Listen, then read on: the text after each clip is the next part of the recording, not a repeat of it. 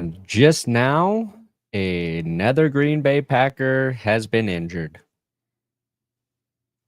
At the worst time, in the worst way possible. Oh, no, look at that. The Bills have now scored 38 unanswered, 47 unanswered points against the Broncos. Yeah, at least Baker played a pretty good game. Till he didn't.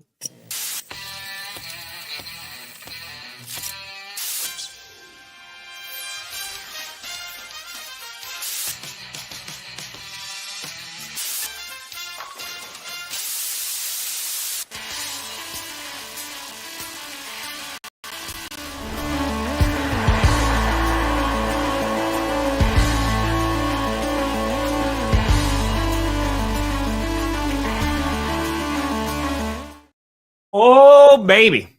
We here. What's that? You in the right direction. Welcome to another edition of the Grossi Perna Show. I'm Tom Grossi. That's Brandon Perna. And this is GPS. And I think someone said this in the chat yesterday. They said it stands for Goodbye Playoff Show. And I think that was a very good comment. Not only were we completely eliminated from the playoffs, but all of clickbait just getting punched. Well, except for the folks who didn't make it there. But yeah, a rough weekend. Not a single one of our teams showed up, huh? Hey, the beginning of your game looked really good. That for that one drive, man. If football was only one drive, not for the Packers because we would have lost 7-0, but if there was one drive, you guys would have shut them out. Yeah, actually, the Broncos played a very solid first half. We missed a field goal to close it out. We would have went into halftime, tied 10-10. So respectable first half, really. And then it was not fun after that. Yeah. But that was, I said the problem with our offense, it's streaky. They'll score like 20 points in one quarter, and that's it. Well, they only did 7. They only did 7 this week, and it came on the first drive. And it was the most unlikely touchdown by them. A bomb to Troy Franklin that was not dropped. It was not overthrown, overthrown. It was a touchdown. And I thought things are changing. Yep. Turns out if we give Troy Franklin a touchdown, nothing else works. So pick your poison. Pick it carefully. And you guys, man, my take from the Packers is they had the most it just isn't our day type of game I've seen in the playoffs in a while, where, yes, Jordan Love did not play good, but it was like everything went wrong for them. The injuries, the types of injuries to the players, to the guys they tried to fill in for your injured linemen, like, dear God, they couldn't catch a break. Like, none. Sucked. No. Yeah, I mean, if you look at the stats... I was just trying to record the post game after or right before this. If you look at the stats, I mean, the stats are nearly identical between the Packers and the Eagles. The biggest difference, the Eagles had more rushing yards, but the biggest difference is turnovers. Yeah. That literally just, and injuries. By the end of it, we were down 3 wide receivers.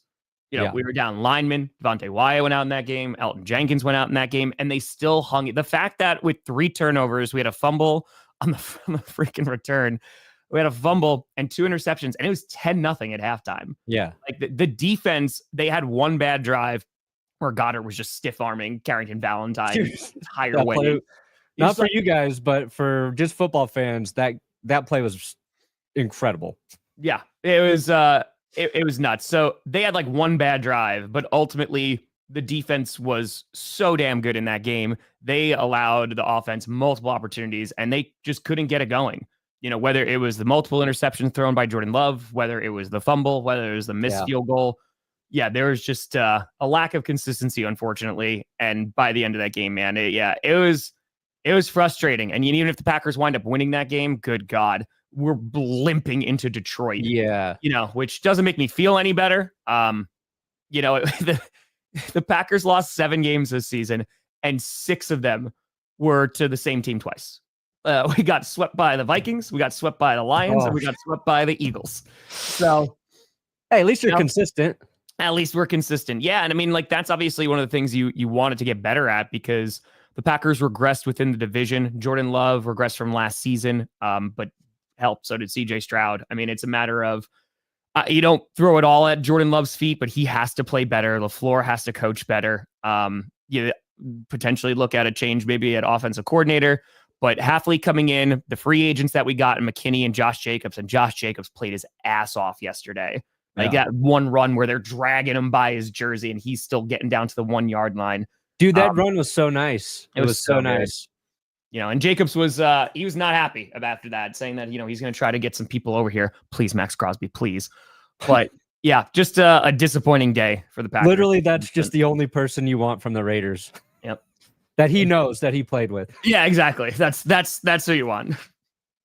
But yeah, man, it was a tough game. It was definitely a tough game, and it's just frustrating because they weren't blown out.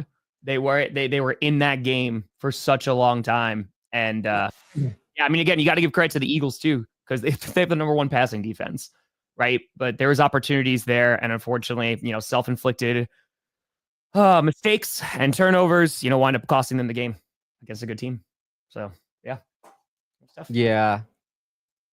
Jordan Love, just it was not his day. The first pick by Darius Slay, I was just rewatching it this morning, and Slay's in perfect coverage. So first of all, the coverage is great. I'm not sure why Love's throwing there when Slay is just blanketing. I think it was Wicks.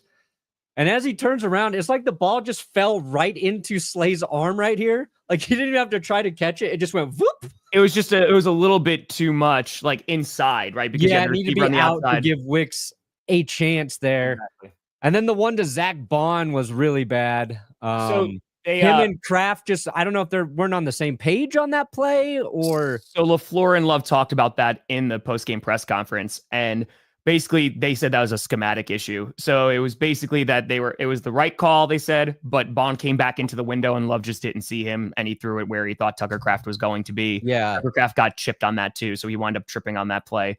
But yeah, again, they have the number 1 passing defense for a reason, man. And again, like Jordan Love, again, has to see that guy. But yeah, unfortunately, if this were a hot take show, Undisputed or First Take, Undisputed because I offer you $1.5 million for intercourse. We'll go with Undisputed here. The questions I would be asking you would be: is Matt LaFleur on the hot seat now, Tom? After that coaching performance, and did the Packers overpay Jordan Love prematurely? We answer after the break. Penis pills. That's what I just imagine as the sponsors there. Yeah, and I think like calling into question LaFleur's play calling, this is something that Packers fans, including myself, have called into question a few times. And you think maybe with a better offensive coordinator and maybe not having play calling duties could change things here. Again, it's tough to judge on this game because of all by the second half, man, like who's Jordan Love even throwing the ball to? I was about to go in as wide receiver, but yeah, good. I think it's because I feel like Broncos fans kind of have the same thought crossing their brain this morning about, play calling. And you've got 2 great play callers, I think, in LaFleur and Sean Payton you're talking about. And I think it's more just about continuing to, develop and evolve as a play caller with young quarterbacks. And LaFleur and Rodgers were great together. And part of that's because Rodgers obviously kind of adjusted and bought into the way that LaFleur wanted to run the offense. But what is so hard to understate is the experience of a veteran QB. When you have a good play called, but something breaks down in the play and the veteran quarterback realizes it and adapts on the fly. And that just takes time with guys like Love, with Bo Nix, and you can have the best play called up sometimes. And because of their inexperience, it might not work. So I think it's more about just being patient and letting those guys develop versus like just blaming, your offensive coach for 2 not great days either way. This is what I was talking about before, dude. Like, again, even with 4 turnovers, first downs, near identical. Packers beat them out there. Third down efficiency, Packers were 7 for 13. Eagles were 2 for 11. Again, defense played great. Almost the same amount of plays. Literally, Packers got more yards than 12 yards of them. Same exact amount of drives. Yards per play, 0.1 difference. Like this here, 169 to 107 rushing yards. That's like a big difference. Penalties, good God, the penalties. Oh, the penalties were so effing frustrating, dude. But ultimately, that's the game. And then this is time possession. Literally, about a minute difference. Oh, that's nice. This is where it was the end day. And again, that's what I mean. The defense played more than well enough to keep them in that game. It just came down to turnovers. Time of possession. Oh, the Bills possessed the ball for 41 minutes. Yep. You ketchup. Fuck, I swear to God, I am going to buy so much and send it to you, mustard face. Don't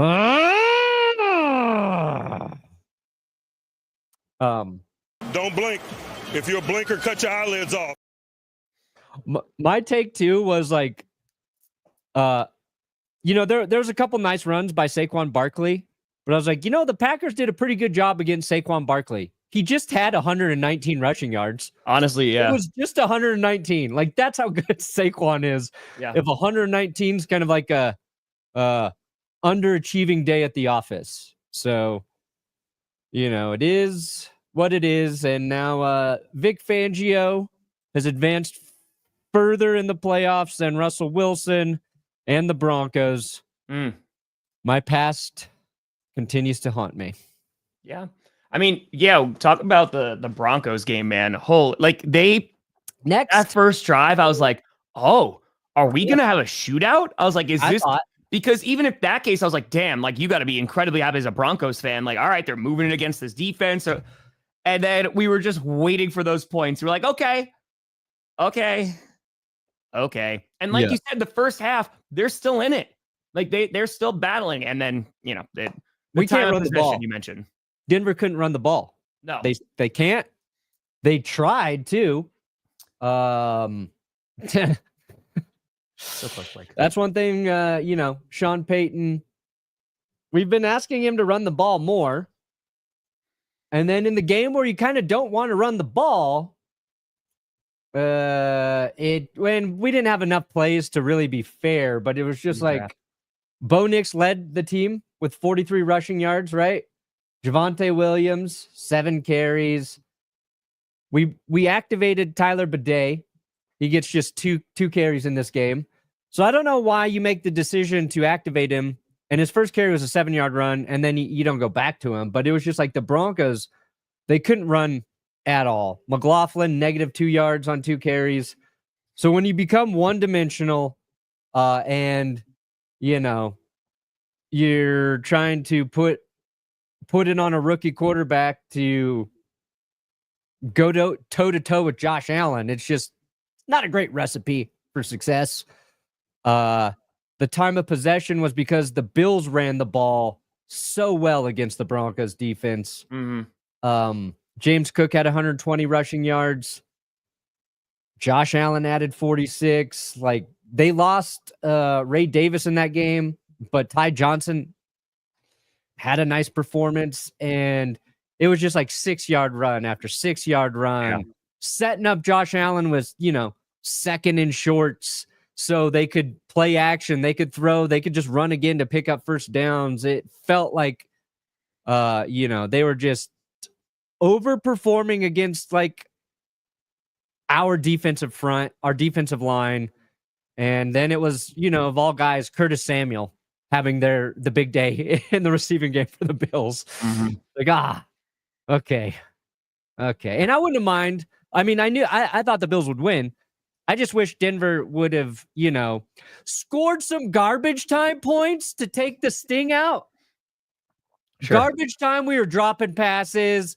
We couldn't convert on 4th and 2 in garbage time. When you can't get garbage time points, that's what makes me mad. Because I want somebody to look back at this game as a box score guy and go, oh, yeah, Broncos put up a fight. Nope. No. And the Chargers and the Steelers, who I was laughing at, ultimately got a little more garbage time points and looked like they put up a better fight. So that stings. It's true. Perna got a fitting. Thanks, Stefan. Appreciate the support, Stefan. You have been relentless with your $50 super chats all season. Anyway. Oh, wow. Is that a pancreas? It is a pancreas. It is. On to next season.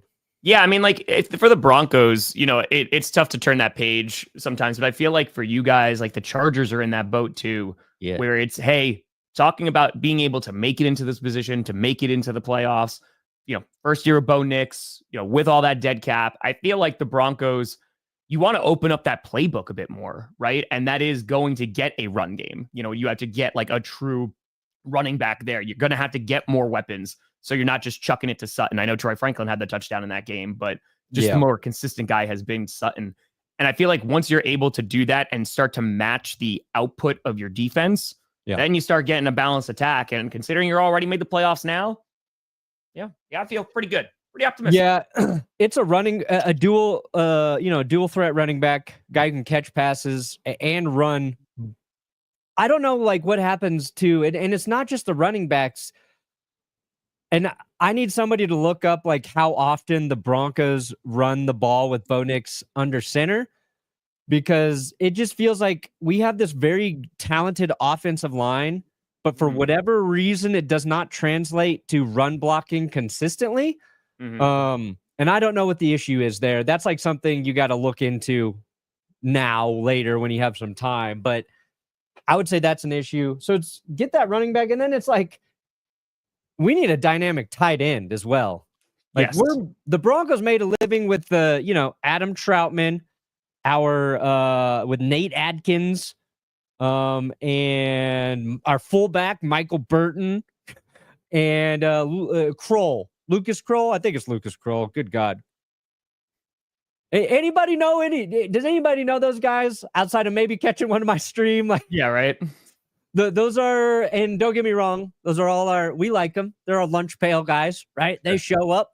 They're our lunch pail dudes. But they're not guys who a defense is game planning for. So I think a tight end is a big need, a guy who can break some big plays.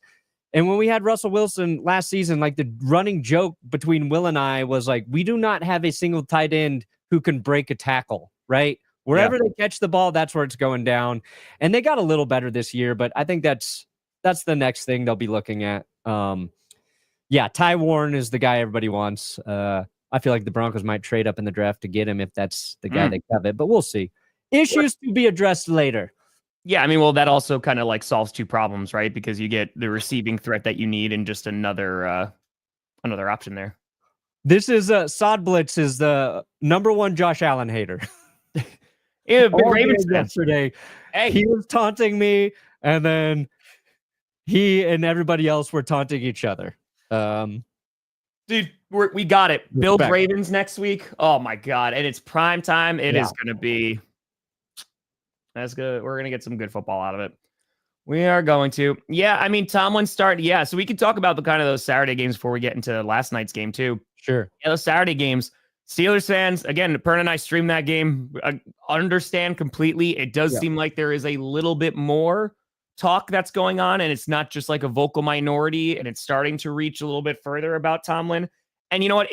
And again, I'm still the same standpoint where I was Saturday night. I think Mike Tomlin is a good coach. I think he is a very, very good coach. It might be one of those situations where, hey, it's just time to get out of Pittsburgh, right? Yeah. Like Andy Reid, great coach in Philadelphia. It was just time to go, right? Look what he's done in KC. It might just be change of scenery. Like Andy Reid's a good comp, except, he was winning in the playoffs. He just couldn't win the championship game. Well, that's what's frustrating too, right? Because 6 straight playoff losses. Yeah. And like my perspective is, and this is just why I'm thinking this, is that you are dragging a roster that at times has been terrible to pretty good with no quarterbacks, and again, like you got Big Ben, of course, he won a Super Bowl ring with him, but with Big Ben and his older age, and then you got Kenny Pickett out there, you got Russell Wilson or Justin Fields. I just, sometimes it's the roster as well. But dude, you see that George Pickens post-game press conference? Yeah. You optimistic? Nah. So I imagine he might be getting traded in the offseason. It might be. Yeah. I think the best word to describe the Tomlin situation is stale. It just feels that's stale. That's a good. Yep. For Steelers fans. And I think you and we're on the same page. We're like, Pittsburgh, you'd be crazy to let him go. I've been down the road of trying to find your next head coach, and that process is not fun. But also, there is a point too where a good owner, GM situation realizes when it's time to move on and make a change, even if the first part of that change is going to suck. So, it maybe that's what's needed. Yeah. And we'll see if that change is one made, and then two, where Steelers fans are at in 3 years if it's not rectified. Yeah. Because you start going, oh God, we should have never gotten rid of Tomlin. Yeah. We're 5-10 because they say like being mediocre's the worst spot to be in. Being like a 4-5 win team where you're picking at like 8 to 12, or the Broncos actually were, where you're a bad football team, but you're not even bad enough to be the worst. Yeah. At least the Steelers are getting to the playoffs. Like there is a tier below this, guys. That's not fun. There is. And again, like from a Steelers fan perspective, I completely understand. Like it is frustrating to not win a freaking playoff game in 6 years. I get it. Like, being 0-6 in their last playoff game. Yeah, sucks. I understand. Oh, winning record and like Mike Tomlin's so good, but it's not resulting anything, especially in Pittsburgh where the standard and expectations are insanely high, right? I understand all of that. And again, maybe it is just got to move on, got to suck for a while. The only thing is sucking does not guarantee that you're going to go and get your guy, and sucking, what happens when you suck and you go get your guy, but then your head coach sucks? These are all other possibilities. But at the same time, it just might be time for them to have an amicable breakup and say, hey, we need to see other people. Maybe. Here's the other thing, like, I don't think it gets discussed or criticized with the Steelers. Okay, I think, like, they have not done a good job at finding, like, the next good offensive coordinator, right? Like, bringing in Arthur Smith. Had Matt Canada forever. Yeah, they have missed on finding somebody who's actually a dynamic play caller who gets the most out of the offense, right? And again, that's hard to do without a quarterback. But before you put it all on Tomlin, it's like, okay, I think identifying those two positions, your DC and your OC, when your head coach is actually like a head coach who's not an offensive play caller, you got to find that. And the Steelers have not done a good job there. This last offseason was probably the season to try and find that. Sure. And I don't mind like Arthur Smith getting a second chance. I'm not trying to like just shit on him for no reason, but got to find your Ben Johnson, or year before Bobby Slowick, or whoever you want it to be. But who knows? Fortune with a penny for the kitty. What are you two legends hopeful for? Dude, I am so hopeful for this defense. And I think that there's a lot of doom and gloom, obviously. But the defense got significantly better under Jeff Hafley. Like, significantly, they were the 28th. They were ranked 28th in rushing defense. They were 7th this year. All right. They were 9th last year and pass. They were 13th this year. So a little bit down, but holy crap, man. I mean, with barely any pass rush, right? With injuries in our secondary, with Cooper either not being in for a good chunk or then Quay being out as well. Like, I'm excited for what that can look like. And the Packers have $62 million in cap. So they're free agents, or they're expected free agents. There's not a ton of guys on those lists that I probably wind up re-signing. But you look at the list of needs the Packers have, you look at corners, you look at pass rushers, and you look at wide receivers, potentially O-line. We're going to see depending on how that shakes out. But those are all fixable. The Packers have the cap to go out and get those guys. And so that's what I'm super excited about in this offseason. I'm not ready to turn the page just yet because still lingering and got to do the post game and all that great stuff. But yeah, I think there's a lot to be excited about. And I think in terms of expectations, last season there weren't any. Last season, we had no idea what we had in Jordan Love. Yeah. And they were able to get the 7 seed. They played well at the end. They finished 9-8. They go and beat the Cowboys. They nearly beat the 49ers. And then you come back and it's like, okay, now there's expectations. They go out and get 2 free agents and Xavier McKinney and Josh Jacobs. They nailed both of those picks. Nailed both of them, right? Or those acquisitions, I should say. And so now, what can we do? Can we go and get a premium edge rusher like a Myles Garrett, like a Max Crosby if they're available, right? Maybe. Could we go get another wide receiver? There's guys available. I know T. Higgins is that name's, but there's going to be a lot of people in the market for T. Higgins, including the Cincinnati Bengals. Right. Yeah. There's going to be options that you have. Not just Broncos. Yeah. And the expendable money to do so. So that's what I'm excited about. I'm excited just to see, I think Bo Nix can play better. I think he can be a good chunk better at football. And Sean Payton's offense is a very difficult one to learn and to digest. And once he gets truly comfortable with that, I'm excited to see Bo continue to develop, because if he doesn't, then I'm going to start to worry, right? Sure. Also, this is really important. We won't have the biggest dead cap hit in NFL history next season. Just $33 million in dead cap hit. What can this team do with $33 million in dead cap hit? Don't know. The sky's the limit. So we'll be able to, be a little more aggressive in free agency.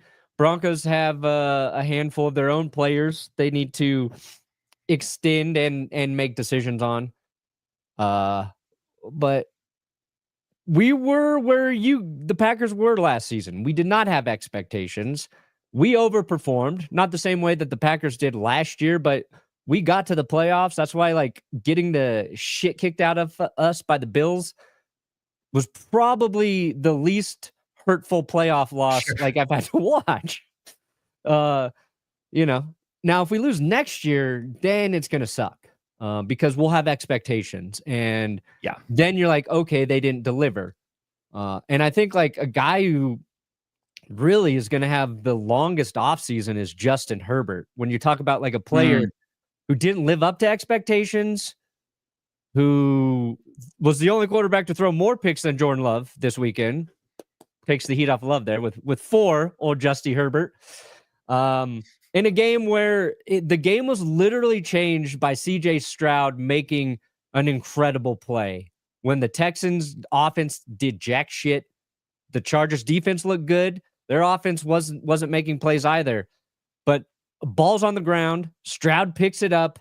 On 3rd and 16, throws it from the sideline like a Josh Allen clone, picks up 30-plus yards for the first down, and that's when the game shifts. And the momentum shifted. And you desperately needed to see Herbert answer with a play to match, and he was just never able to do so. And I know Herbert's getting piled on today, but he's going to have a long offseason to think about all that stuff. Luckily, he's got a head coach who glazes him harder than any head coach can glaze a quarterback, to the point where I don't even think Herbert wants some of the praise he's getting from Jim. It's if you watch the Chargers post-game locker room speeches, and you don't post one after your quarterback throws 4 picks, but I bet you Jim Harbaugh figured out a way to give Herbert the game ball after that loss to the Texans. Poser. USA. Jeffrey Dahmer. USA. Here, please. I just imagine Justin Herbert's at home, eating breakfast, right? He's eating cereal, and Harbaugh just slowly creeps up out of the chair, just rubbing his shoulders. He's like, "How you doing today, champ? Yeah. How are you? You doing good? You doing all right?" Herbert's I didn't play well. He's like, "Don't worry. Go to the front door. Yeah. I got the whole offensive line to come over to tell you how good you are today, Justin."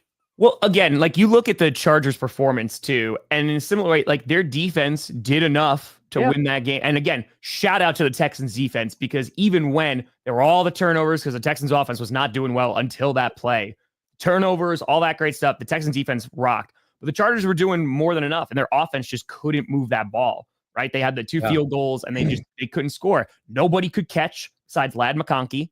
And that's where you get excited about the Chargers, because the O-line wasn't good, but getting more weapons, like that is going to elevate that offense significantly. And you already have a really good defense. Yeah. So considering, what Harbaugh was able to do year one, I think it's impressive. The unfortunate thing for the Chargers too, is I think the expectations were, hey, maybe we can make the playoffs this year. They do, but the expectations were they were going to win that playoff game. And I think that's, makes it sting a little bit more because the Texans, they were not playing well heading into the playoffs. They clinched the AFC South, and it was like, oh, God, this offense bad. The O-line's bad. The defense is good. They're being consistent. But, oh, boy, they were not playing well. And for them to come up on the losing end talking about the Chargers, I think it just adds to that disappointment because it was like, oh, there was kind of expected that they were going to win or more likely that they were going to. Yeah. The Texans defense can give them a shot against the Chiefs. Their offense is really inconsistent. But if I'm the Chargers, this is what I do this offseason. I call the people over at EA Sports. I get on the horn with the Madden guys. I have them go in and make Quentin Johnston's Madden rating a 99. Pay somebody over there. I don't know. I don't give a fuck. $2 million. Quentin Johnston, 99 Madden rating. Then I call up the New York Jets. I go, Woody Johnson, I'm going to give you Quentin Johnston for Garrett Wilson. Go check his Madden rating. Get back on the phone after you look and tell me what draft pick you're going to send over with Garrett Wilson. That's right. And then I just wait to get him. That's it. That's what you do, Chargers. Because you're right. They desperately need somebody other than Ladd McConkey to be able to make plays in the receiving game. He had 197 receiving yards, I think, in that game.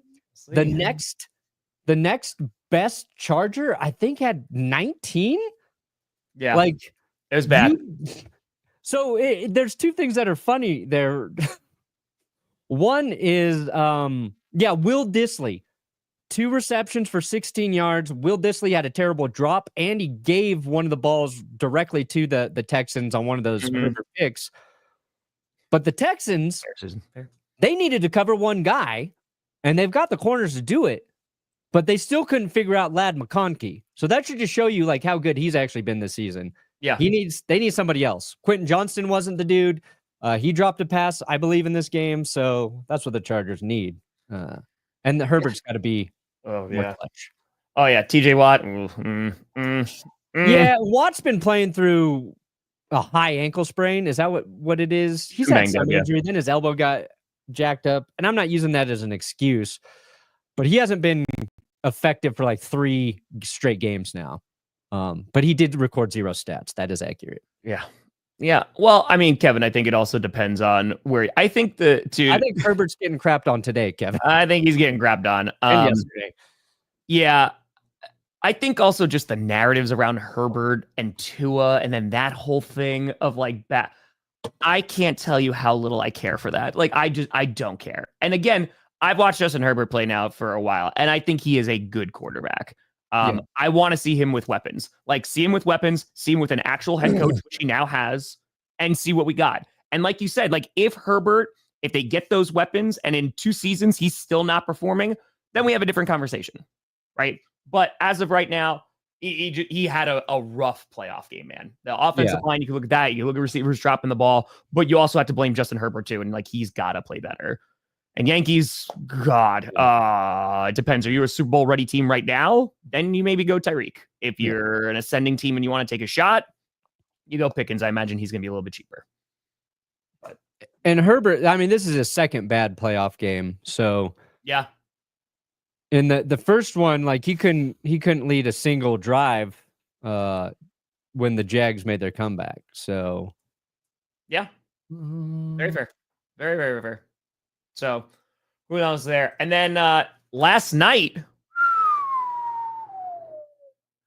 Commanders. That was a good game. That was a fun game. It was the best game of the weekend. Yeah, it was the best. And I mean, oh man, that fumble, that's gonna haunt him.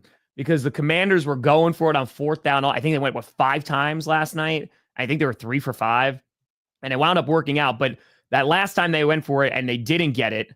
And it was like, oh man, the Buccaneers, they can put this game away with a long sustained drive. And dude, that fumble killed him. Yeah. Well, there was that. It was the fumble where it was like the weird snap and then handoff attempt by Baker.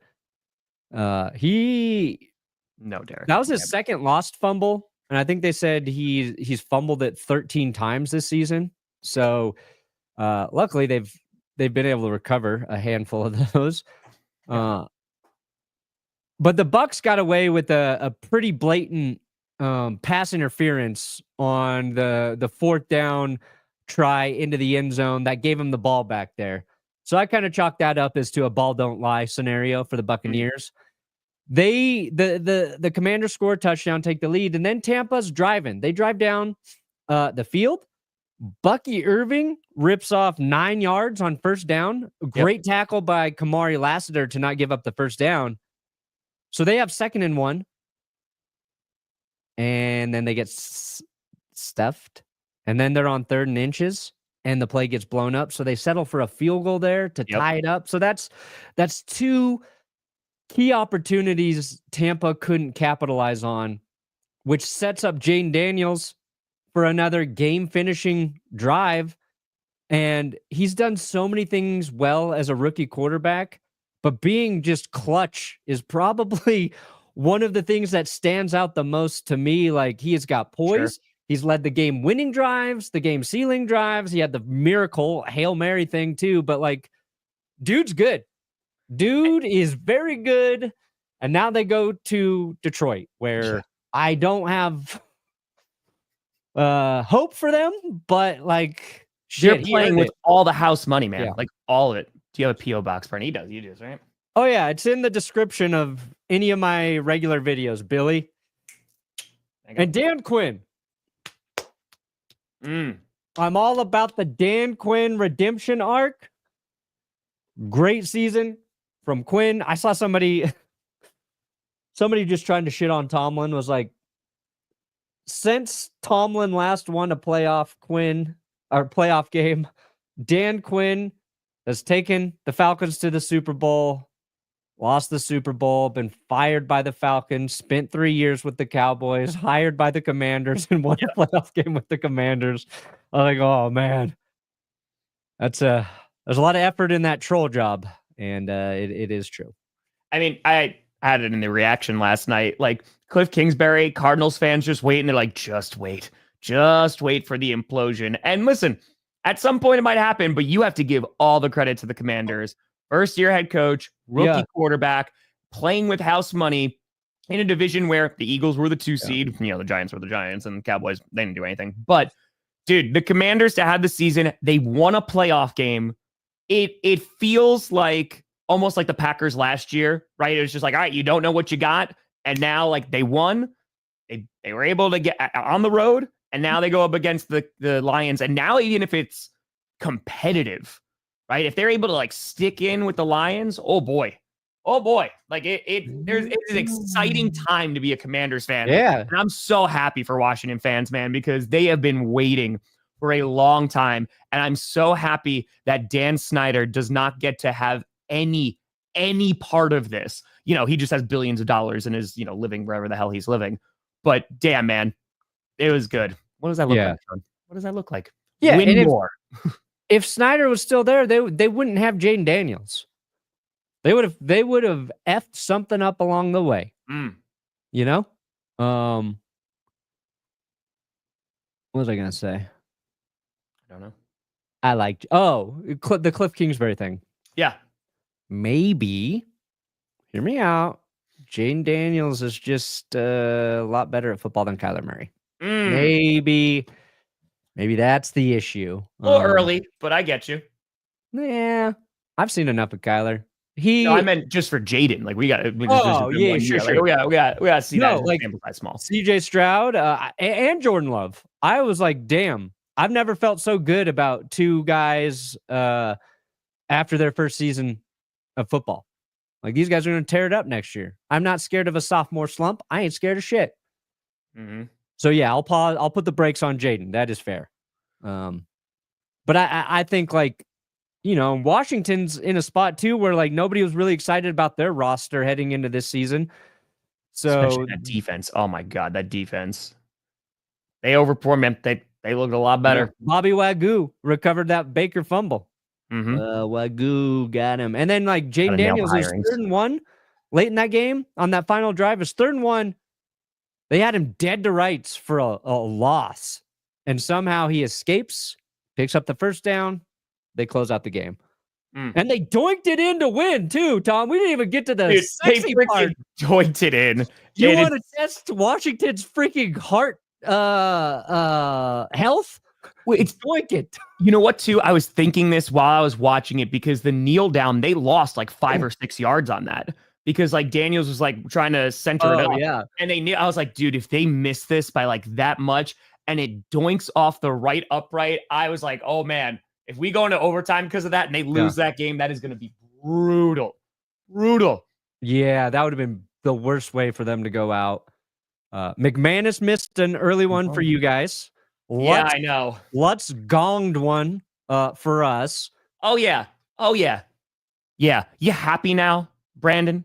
You happy for your season-long curse BS that you did at the beginning and literally like all my players died yesterday? Are you content now with, see it? Screw you. That might have actually been the most powerful curse of the year, honestly. No, eat my ass. Absolutely not. You are dead to me. Dead to me. The gift I got you, I'm going to take a video of it, flushing it down. It doesn't even fit down the toilet. I'm going to flush it down the toilet. Burn it. You burn it in front of you. Jesus, God. Burn it. That's fair, Tom. That is fair.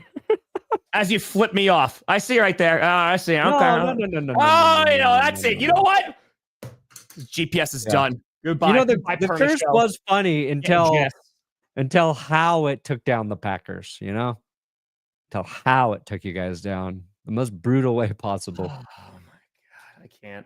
I can't. We're going to do another season-long curse. Don't you guys worry. Oh, great. Can't wait. But who knows? Maybe the Packers won't even be eligible. Excellent. You know? That'd be great. That'd be wonderful. Who knows? Yep. Maybe I'll have you spin the wheel for the curse on the season long. I'm not touching that thing. I'm gonna have Jess burn it like I should have. I had her. I have an inside scoop. Got them all. Anyway, so we have a bunch of playoff games that are already set. Of course, we have to wait for tonight's game. You got the Vikings taking on the Rams, which should be a pretty good game. The Rams have a shot. You know, it's being played in Arizona. Where are you about this game? Because I think the Vikings should win this game. They should be favored to win this game.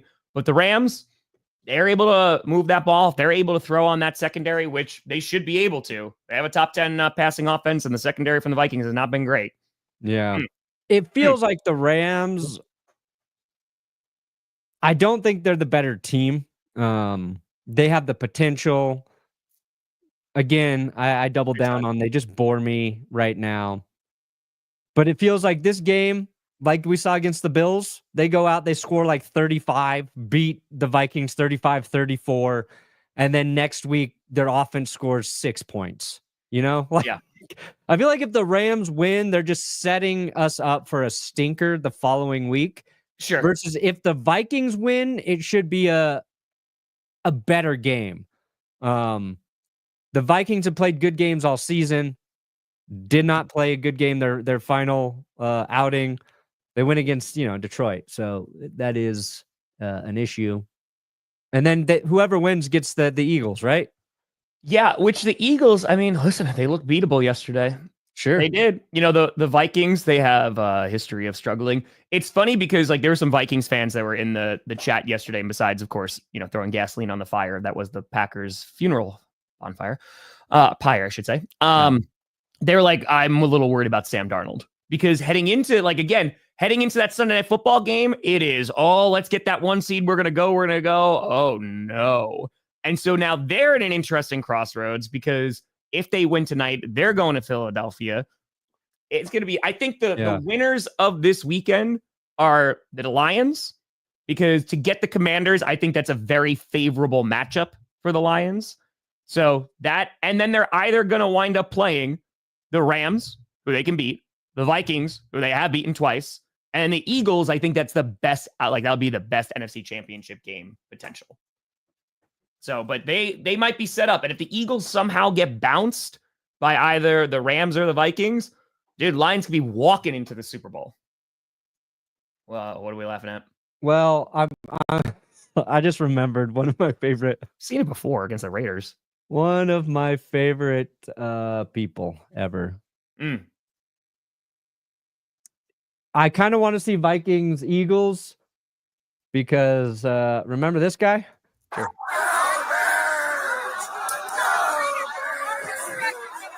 Yes. Yes.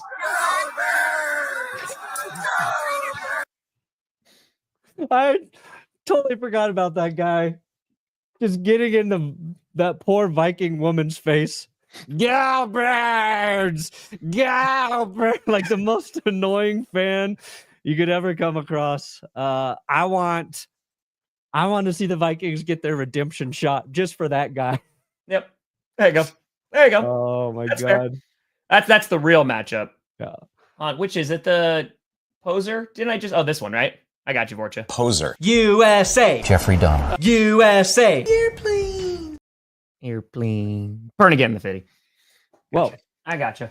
Yeah, man. Did that video play? What? That video played like for 1 second on my end. Did it Yeah, play? played. On here? Oh, Yeah. weird. Oh, that's StreamYard being StreamYard? I'm shocked. I guess. I Shocked. guess. All right, so taking you, a look Vorcha. at what we know. So you would like the Vikings to win just for matchup purposes. Yeah. There you go.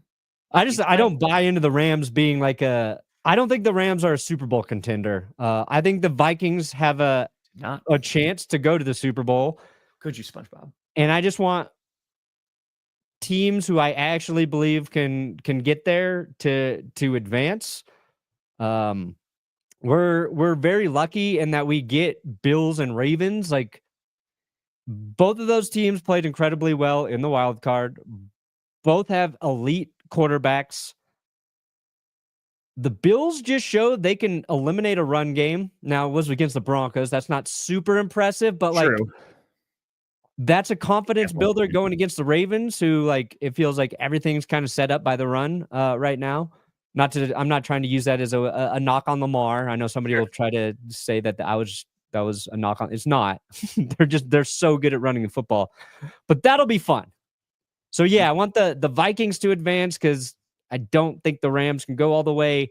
I don't think the Texans can, but I think maybe they can give the Chiefs a run for their money. The Commanders have been fun.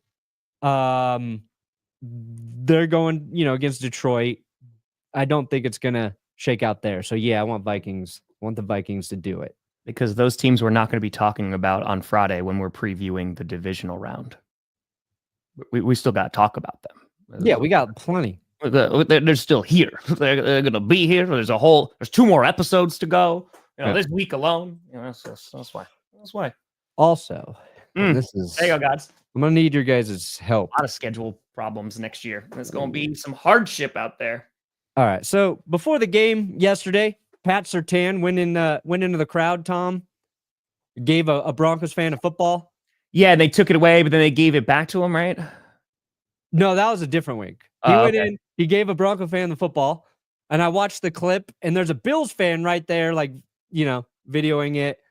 And he just like looks at Pat Surtain, he goes, "Yo, that's pretty fucking cool." And so I was like, oh, I just like quoted that guy saying it, tweeted it. That tweet has like 87,000 likes right now. And it was blowing up. Like, I did not think that tweet would blow up. Yeah. But it blew up so much that the ESPN Twitter account DM'd me. They said, "Hello, it's ESPN. Do you own this video? Can we get permission to..." Gotten those once or twice, yeah. Post it. Take down that super real quick. So I, of course, said, I just tweeted it, but you can follow me and make my day. They didn't answer. I was like, okay, so now maybe I can use this for a video. This would be really smart for you. A smart move for you. And they still have not followed me, Tom. And I said in my video, if the Broncos recap got 10,000 likes, I would follow this up with a third direct message to ESPN. We've hit those likes. I need you guys to help me craft a tweet DM response to get them to follow me back or to continue to ignore me. Oh man. Like I almost sent like a bunch of them so it looked super, super desperate. But then I was like, I don't want ESPN to block me because if I you need to see their if you tweets. respond like, hey man, like my wife is talking about leaving me if you don't follow me, like starting to question my masculinity. Route. Worried about my family in the hospital from marijuana. His prognosis isn't good. If it were McCockner, he'd be. Yeah, he would be his marijuana overdose. Justin with a fitty. I need to know how to respond. Justin, I don't think that means McCarthy's going anywhere, to be honest with you. I think that McCarthy could still wind up back in Dallas. No. So I don't think just because they haven't talked just yet. Isn't he still under contract till tomorrow? Isn't it? Isn't it tomorrow? I thought it was the 14th. But yeah, if they're stopping him, I'm imagining they're stopping him from talking to the Bears for a reason. Unless he's just trying to save McCarthy from the Bears. Maybe Jerry Jones just likes Mike McCarthy enough to be like, hey, we don't want you as a head coach, but we don't want you to go to the Bears just for your own safety. But yeah, I don't know who goes after McCarthy besides the Cowboys as a head coach right now. I don't know. He feels like the perfect replacement for Mike Tomlin. I mean, hey, he is a Pittsburgh guy. A Mike for a Mike, baby. Hey. Like, what if they just traded? See what happens. So why not? Well, apparently Tomlin, right? Doesn't have that no trade clause. I saw that floating around Just a bunch. Trade Mike for Mike. But yeah, I mean, McCarthy could go to a few places. Robert Saleh, I think, is interviewing. I thought it was the Saints or the Jaguars today or tomorrow. I just saw that pop up. Yeah, I mean, McCarthy in Jacksonville would be interesting, but I don't know if we were taking. I'm not sure about that. I mean, and the only reason I say that is because you're keeping Trent Baalke, so you're already handcuffing yourself, and you're like, all right, like I don't think Mike is an awful coach, so. No, he seems like a guy you want to play for. Matt, I mean, they I don't know. Their defense, there's a few reasons why I don't think that they've been the very, very best, but yeah, I don't know if firing the DC is your answer there. Falcons got to figure it out, man. You just got to hope that Penix is the guy. You hope that Penix is the guy. Cousins obviously wasn't. And that you're able to just move on quickly with the roster that you have. Yeah. That's your one hope. I want Tomlin to stay in Pittsburgh, and I want both Aaron Rodgers and Kirk Cousins on the Steelers roster as QB 1 and 2. That's what I want. And I want the Falcons to pay most of Cousins' contract for the Steelers. Whiskey, the problem with your question is you said, is that the goal? We don't know if we're doing a show until about like an hour before showtime on Thursdays. So goals are, and 5 of us is tough. Imagine 32. Yeah. Something. 38-17 Lions. Yeah. All right. I feel like the Lions got a good matchup for Detroit. They just got to stay healthy. That was rough. A few stiff arms this weekend that were not good. There's 3 really nice stiff arms this weekend. That's Likely true. got one on Sutton. That is true. And Mike Vrabel, he got hired by the Patriots. That's like big news for the Patriots, but they announced that on Wild Card Sunday. Just seemed like an afterthought after about like 6 minutes. I literally was like, do I make a video about this? And I was like, no, it's the playoffs. No. Like, I don't know. Because again, like it's good. I think it's consistency, in terms of just you're getting a head coach in there, a lot of experience, knows the culture, all that great stuff. And unfortunately, a lot of Patriots said like, hey, so last year was just a wasted year. But that's just what Bill Belichick like wrote in, right? And he's like, Mayo is going to be the successor. And I think it just wasn't a great situation for Mayo. I mean, you had Kraft even come out and say that. So now you got Vrabel. You go out. You need to nail this draft, get a bunch of folks in free agency, rebuild that offense. Drake May, he looks pretty good, looks promising. Build on that. And there you go. Hey, Donk. Bill Belichick was like, I may be on my way out, but my terrible, horrible no good coaching tree will live for one more season in the NFL. Yep. Oh, boy. Yep. Hey, let's go. The couch is getting full, folks. Welcome. Yeah, dude. Welcome. It's terrible. It sucked that both, Tree lost, I lost, you lost. Podcasts. And all three of our teams kind of lost in similar, frustrating, disappointing ways. Perna just comes downstairs. His wheel is on fire, and I'm just yearning. He's like, Tom, how'd you get into my house? I was like, almost done. Just peeing on it. That might honestly make it more powerful, though. Yeah. A burned, peed on curse wheel from my P for the D. Oh, yeah. And Steve Spagnuolo, Spagnolium. He's taking some interviews too. He is. And I was like, do the Steve Spags approach. Just be comfortable with being a defensive coordinator. And I swear to God, right after I said that, I was like, he's going to take a couple interviews. I was like, damn it. And I hope to God somebody hires Spags. Get him the fuck out of Kansas City. I'm sick of their defense being so good. He's a big reason why. Out. Get him out of there. Make him the highest paid coach in NFL history if you have to. Jets, do it. Jags, you won't pay for it. Steelers, bring in Spags. Somebody, please get that man out of here. Oh, there you go. So KOC gets Justin Herbert. Harbaugh would never let him go. He'd never let him go. Remember that was the whole rumor, like draft day. It was like, oh yeah. No. Hey, Tally, appreciate you. We'll see how the Satans play tonight. We'll see. Yeah, tonight's game should be. Hopefully, it's a good game. I hope it's a good game. Whoever wins. Yeah, I mean, again, it's funny you bring that up, Damp. You don't know what you got. You know what I mean? Like sometimes perspective is one hell of a drug. Yeah, it is one hell of a drug. Just Mad Libs.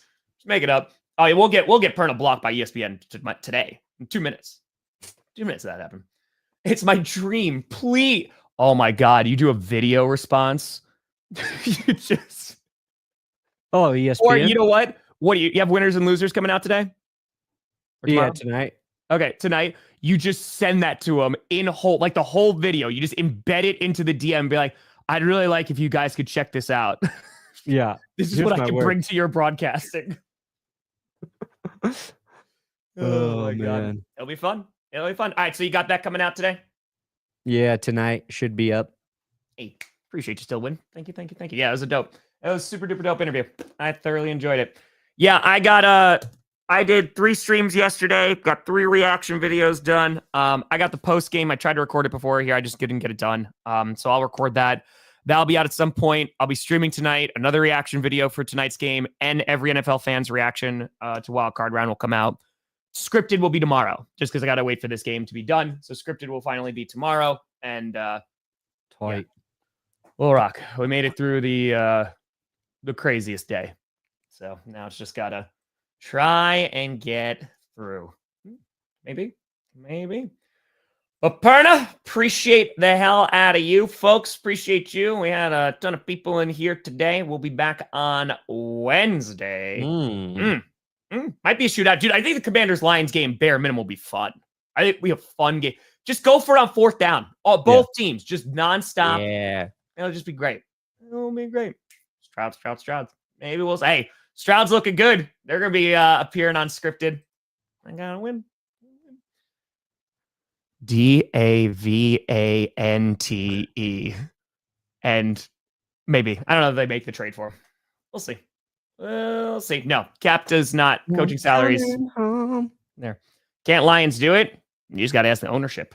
They could pay Ben Johnson $10 million a year if they wanted. Tally, enjoy the game. Enjoy the fracking game. Yeah, exactly. Thursday morning. That will be it. But folks, I'll see you later tonight. Thank you so much for tuning in. I'm Tom Grossi. That's Brandon Perna. This is GPS. And you have been navigated.